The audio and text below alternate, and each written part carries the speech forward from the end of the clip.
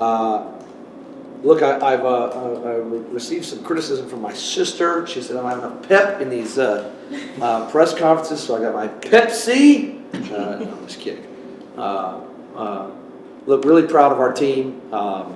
The faith, the heart that they had to show throughout the game was absolutely amazing. To be down, for a while and continue to respond, and against a very good, OVC team that's got a really hot quarterback right now. We really challenged our guys to play with heart and have faith all week, and to kind of refresh their minds in that the last 5 weeks of the season are a new season. And I was really pleased. We scored in every quarter. Zoltan threw 4 touchdown passes. Conference player of the week. Jamil Bishop, who's been battling through injury, just kind of a great small picture, I think, of the character of our team.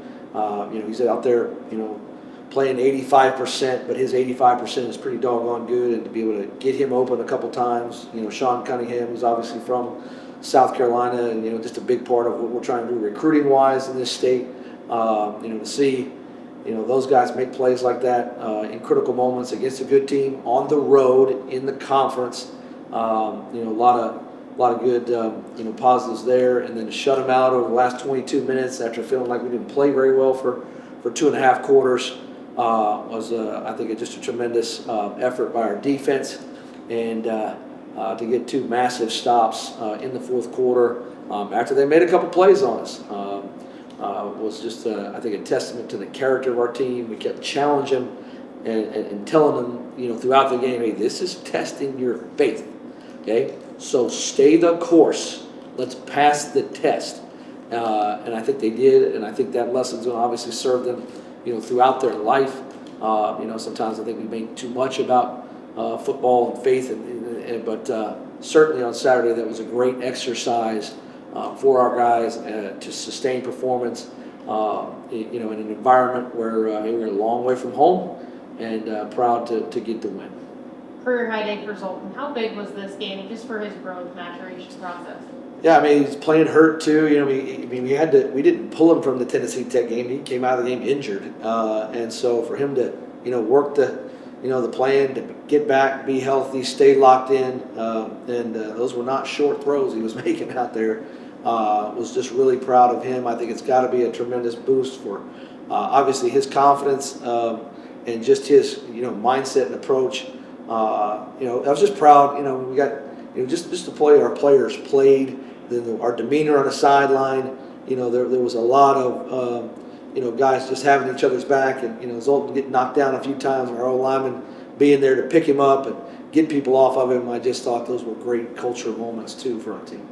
To win a conference game, it's just got to be a monkey off the back, I guess. Yeah, I think it's, again, we've really tried to work hard at refreshing our players and just showing them, hey, how much they've improved and how difficult the beginning part of the season was as far as, playing good teams. But certainly, I think a big moment, for our guys to get a win on the road, a long way from home, against a team that's, offensively and defensively playing pretty well. And so it was just I want to say relief, I guess, is good, but also just gratifying to see our guys sustain their heart and faith for 4 quarters. How important now to carry it over? Yeah, we got to quit, the swings, right? You got to be able to handle the swings and sustain performance throughout the season. So now, hey, that one's over. All we can control is the next 5 days of how we prepare for another, a team that I think is, very, very good, very big football team, from Eastern Illinois. So certainly tremendous, challenge from an opponent standpoint. But just for us to be able to say, hey, let's cut our own grass here. Let's get the Bucks better, and let's try to just be, 1-0.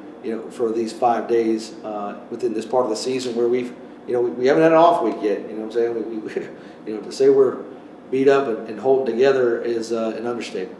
I know some coaches actually say sometimes road games are easier just because there's no distractions. you told us a little bit about some of your issues. I know you're not going to make excuses, but your flight stuff, all that stuff, how did you see your team just overcome all that adversity?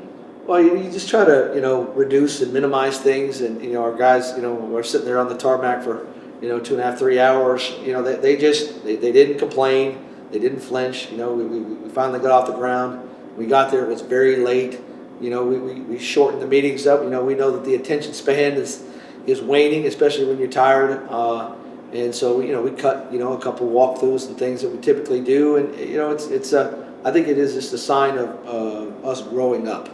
As a team, we're not, we're not 8 years old anymore. We're young men that can handle these things and not, panic or point to this as those things that are going to hinder our performance. Have you noticed the vibe change since the win, or is it kind of the same business as usual? No, look, I don't care if you're 10-0 or if you're, where we are, feeling like, hey, we're 1-0 in this new season. You always feel better after you win. My wife feels better. My kids feel better. Everybody that has something to do with our university, I think, feels better. And so, but I also think, we've had a tremendous support, in a lot of our, personal lives and different things like that. To continue to compete and do what we're supposed to do. Let's go out there and try to win football games. Have you seen a season as dominant as Zajkowski is having this year? Just the amount of tackles he has. I mean, I know he's not a big guy or anything like that, but just the dominance on the field. Could this be like the best defensive season we've ever seen at CSU for an individual player? Jad Ross might argue with you. Yeah. Somerville's own. That's right. It's funny. I got to meet Jad through some youth wrestling. That guy looks like he can still play.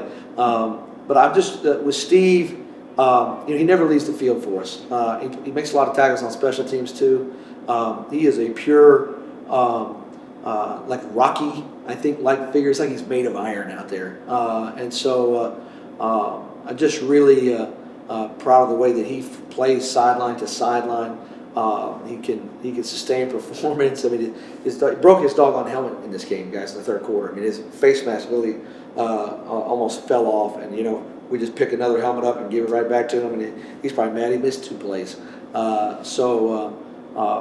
For Steve, it's more than just showing up at practice. It's every area of his life. The guy eats clean. He studies film relentlessly. Obviously, Zach Johnson and Nick Reveiz, our defensive coordinator, has done a great job at just preparing him. But he's playing multiple positions too. He's lining up at will linebacker, and then he's playing this nickel position. And so, I've never seen a guy mentally be so taxed to remember so many different things and still perform so well.